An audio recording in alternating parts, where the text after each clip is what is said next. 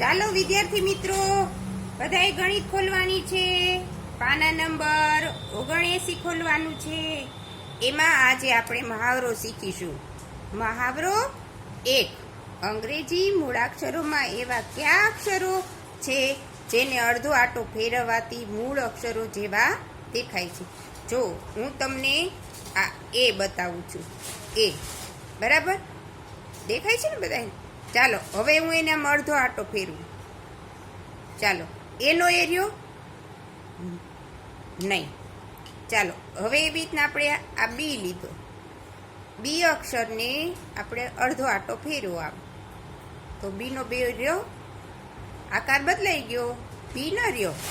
ચાલો હવે આખી ABCDના એવા મૂળાક્ષરો તમારે લખવાના અને અડધો આંટો ફેરવી અને એનો એ મૂળાક્ષર રહે છે કે નહીં એ તપાસવાનું. ચાલો હું અહીંયા જો સી કરું છું, બરાબર. હવે એને હું આમ અડધો આંટો ફેરવું તો સીનો સી રહેતો નથી. ચાલો એવી રીતના હું ડી લખું છું, બરાબર. આ ડી લખ્યો, ડીનો અડધો આંટો ફેરવતા ડીનો ડી રહેતો નથી. હવે આખી ABCD તમારે આવી રીતના લખવાની અને પછી તમારે વિચારીને લખવાનું કે કયા મૂળાક્ષર છે એ અડધો આંટો ફેરવતા એના એ જ રહે છે. જો મેં આ લખી બતાવ્યા છે, બરાબર. હવે આ એ જ છે ને, તમારે કરવાનું છે. હું ભલે અત્યારે તમને આ જવાબ દઈને શીખવાડી દઉં, પણ તમારે બધાએ ઘરે પ્રયત્ન તો કરવાનો જ છે, આવું દોરીને નોટમાં કે કાગળમાં, બરાબર. ચાલો આ એચ છે, એને મેં ઊંધો ફેરવો તો એચનો એચ જ રહ્યો. ચાલો એવી રીતના આઈ છે, આઈને આ હું અડધો આંટો ફેરવું, આઈ એમના એમ જ રહ્યો. ચાલો પછી એન મૂળાક્ષર લીધો, એનો અડધો આંટો ફેરવું તો એમાં કાંઈ ફેર થતો નથી. ચાલો એવી રીતના ઓ લીધો, ઓને અડધો આંટો ફેરવું. ચાલો થાય છે કાંઈ ફેરફાર? તો કે નહીં. એક્સ છે, એનો અડધો આંટો ફેરવું છું. આ એક્સ. હા ચાલો પછી આ કયો છે? તો કે એસ. તો એમાં પણ ફેરફાર નથી થતો. ઝેડ, એને આપણે અડધો આંટો ફેરવીએ, આમ છે, બરાબર. તો એના આકારમાં પણ કાંઈ ફેરફાર થતો નથી. આ પહેલો મહાવરો તમને સમજાઈ ગયો. ચાલો આપણે બીજું શીખીએ. નીચે દર્શાવેલા કયા અંગ્રેજી શબ્દોને અડધો આંટો ફેરવતા એના એ જ શબ્દો વંચાય છે? જો ZOOM, તો મેં અહીંયા બનાવીને રાખ્યું છે આવી રીતના. હવે તમારે જોવાનું છે, હું આને અડધો આંટો ફેરવું છું. જો તો કેવો શબ્દ બની ગયો, જોયું ને તમે? ચાલો હવે એવી રીતના આપણે બીજો લઈએ. જો MOW, હવે એને આપણે ફેરવીએ છીએ અડધો આંટો, તો શું થાય છે? તો કે એનો એ જ રહે છે, એમાં કાંઈ ફેર થતો નથી. ચાલો પછી આપણે આ લઈએ છીએ શબ્દ સ્વિમ્સ, તો એને આપણે અડધો આંટો ફેરવીએ છીએ તો એ શબ્દમાં પણ કાંઈ ફેર થતો નથી. ચાલો પછી છે SIS. ચાલો આ SIS, એને અડધો આંટો ફેરવીએ છીએ તો એ શબ્દમાં કાંઈ ફેર થતો નથી. પછીનો છે નૂન, બરાબર. NOON, તો એને આપણે અડધો આંટો ફેરવીએ, એમાં કાંઈ ફેર થતો નથી. તો તમારે આ જે મૂળાક્ષરો છે બધાય, આ શબ્દો છે એમાં તમારે જોવાનું. મેં તમને સમજાવ્યું ને, એમાં કયા અક્ષર છે, શબ્દ છે, એને ઊંધા ફેરવતા એને બદલાય છે, બરાબર. એમાં તમારે જોવાનું. ચાલો પછી ત્રીજો મહાવરો છે 0 થી 9 સુધીના અંકોને અડધા આંટામાં ફેરવો, તેમાંથી કયા અંકો મૂળ અંકો જેવા દેખાય છે? ચાલો આપણે 0 થી 9 અંકો લેશું. ચાલો પહેલાં આપણે આ 0 લીધો, બરાબર. આ 0 દેખાય છે ને, એને અડધો આંટો ફેરવું છું. ચાલો, આમાં કાંઈ ફેર થતો નથી. ચાલો, હવે એક મૂળાક્ષર એક અંક લીધો, બરાબર. જો એને અડધો આંટો ફેરવું તો એમાં કાંઈ ફેર થતો નથી. ચાલો, પછી લીધા 2, એને અડધો આંટો ફેરવું તો એમાં બદલાઈ જાય છે અંક. ચાલો, પછી લીધા આપણે 3, એને અડધો આંટો ફેરવું તો ઊંધા 3 થઈ ગયા. પછી 4 લીધા, એને આપણે અડધો આંટો ફેરવીએ તો હવે 4 ઊંધા થઈ ગયા. મજા આવે છે ને, રમત જેવું લાગે નહીં તમને?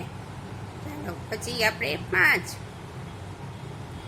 એને અંગ્રેજીમાં કહેવાય 5. 1 2 3 4 5 અને હવે આવ્યા 6. જો આને આપણે ઊંધો આંટો ફેરવીએ, અડધો આંટો ફેરવીએ. જો 6માં શું થઈ ગયું? આમ ઊંધા ફેરવો અડધો આંટો તો 9 દેખાય છે ને, હે? ચાલો, પછી 7 નો અડધો આંટો ફેરવીએ.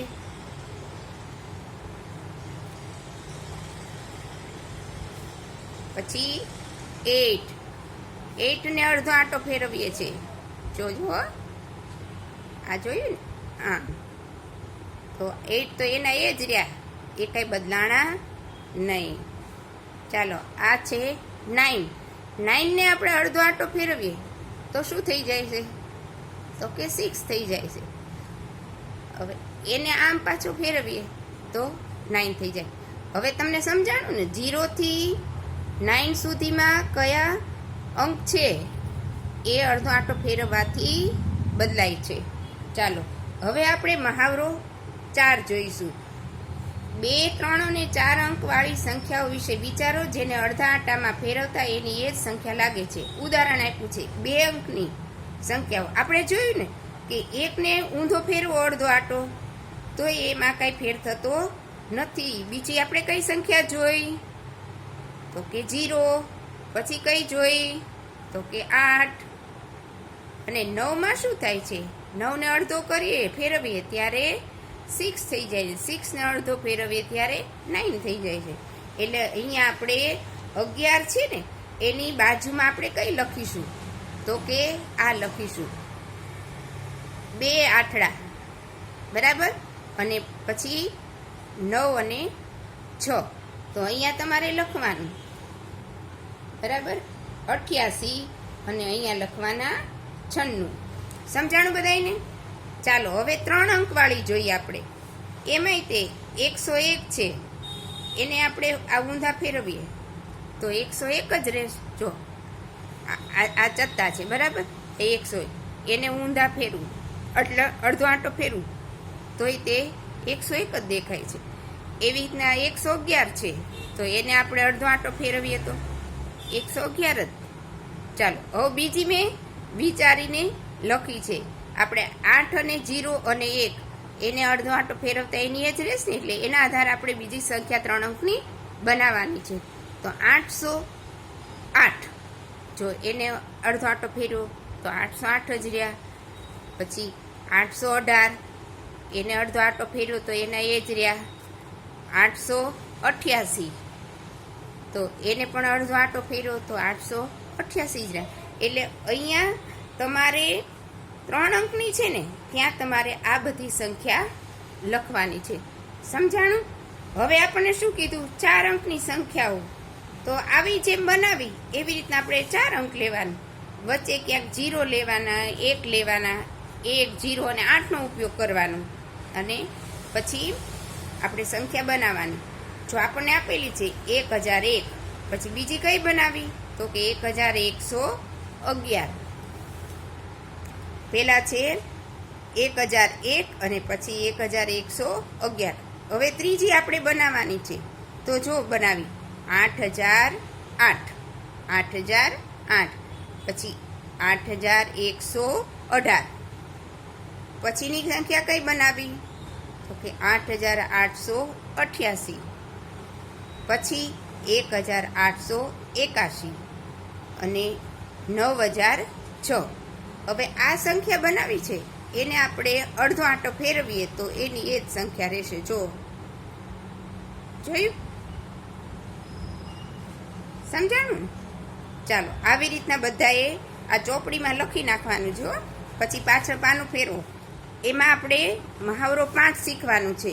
એમાં નીચે આપેલા ચિત્રો પૈકી કયા ચિત્રો એવા છે કે જેને અડધા આંટામાં ફેરવતા એના એ જ ચિત્રો દેખાય છે.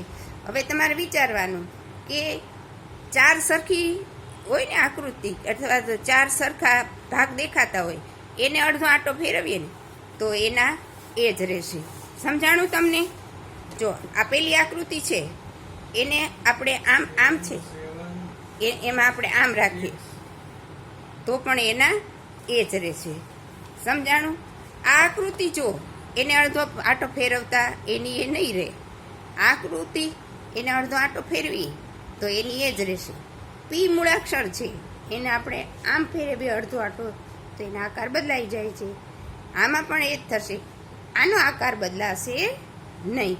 એવી રીતના આ છે એમાં 3 ભાગ છે, એને અડધો આંટો ફેરવતા એનો આકાર બદલાઈ જાય છે. અને આ આકૃતિ છે એને તમે આમ અડધો આંટો ફેરવો તો એમાં એ બદલાતો નથી. સમજાણું? ચાલો આજે આપણે એટલું શીખવાનું છે. આવજો બાળકો.